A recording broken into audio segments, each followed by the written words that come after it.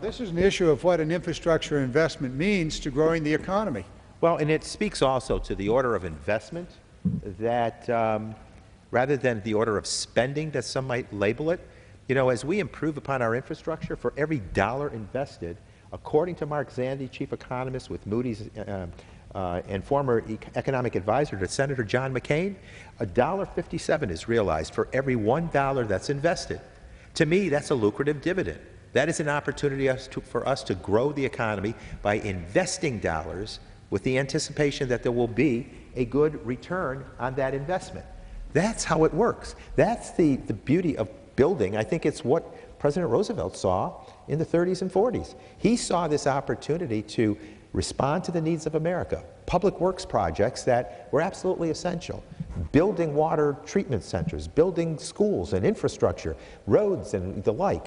President Eisenhower saw the beauty of an interstate highway system, putting people to work, making strong opportunities available for commerce. These are the fundamental needs of a sophisticated society. It's the needs of certainly America in a modern age innovation economy. So the roads and bridges as traditional sources, water treatment facilities, utility grid upgrades, telecommunications. This goes well into the new technology spheres of today, where you wire communities and neighborhoods for business. There is a dire need for that sort of activity. That puts people to work. That's an investment that will draw a rate of return on the dollars invested in those projects. And that's what makes the wisdom of that approach very remarkably sound and comprehensible. I think that certainly history has taught us well.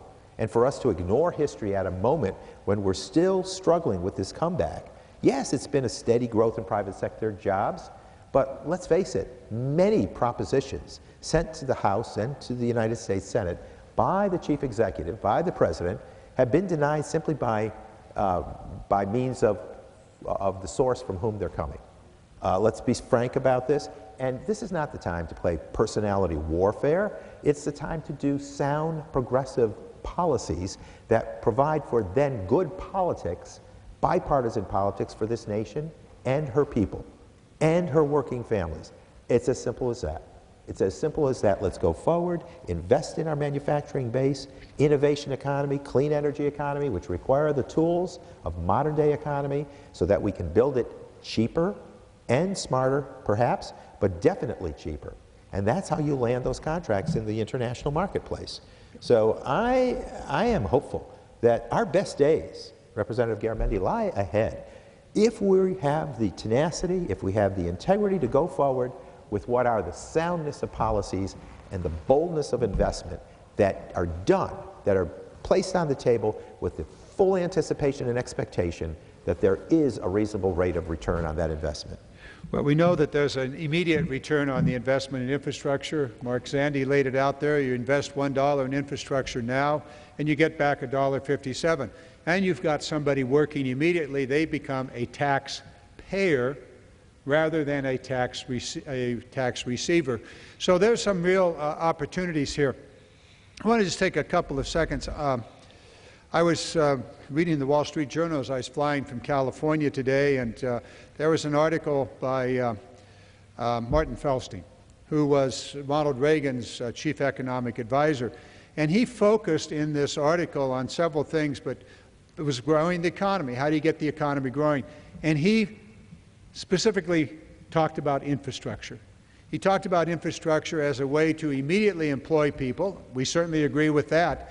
And it's also a way you lay the foundation for future economic growth, because that infrastructure is then available for the future. I was in Fresno, California a while, I guess 2 or 3 years ago, and went down to the high school to talk at an educational conference there, and they were setting this conference in an auditorium that was built by the WPA, the Works Progress Administration, in the Roosevelt period, the Franklin Delano Roosevelt period. So here was this wonderful auditorium laid out there. We were using it 80 years later, 70 years later. And you go, wow, there's an infrastructure investment in education. And so it is By building this infrastructure, we employ people immediately, and we then have the foundation for future economic growth. You mentioned the water system, sanitation, electrical energy systems, roads, highways, and the like. And it's jobs today. I want to talk about how we can finance And don't forget our ports, our rail. Well, let's not forget, airports. this is not new economics. George Washington, in his first month in office, this is the first president, folks, his first month in office, turned to Alexander Hamilton, his Treasury Secretary, and said, develop an economic policy. Hamilton came back a couple of months later, not with a report that we would have, several thousand pages, but maybe, I don't know, 50 or 60 pages, and he laid out an economic policy. Number one on his agenda was to build America's infrastructure, ports, canals. I know you're going to launch into the Erie Canal that I've mentioned canals, which is your favorite subject, and he also talked about roads. He talked about laying down the infrastructure for the growth of the economy.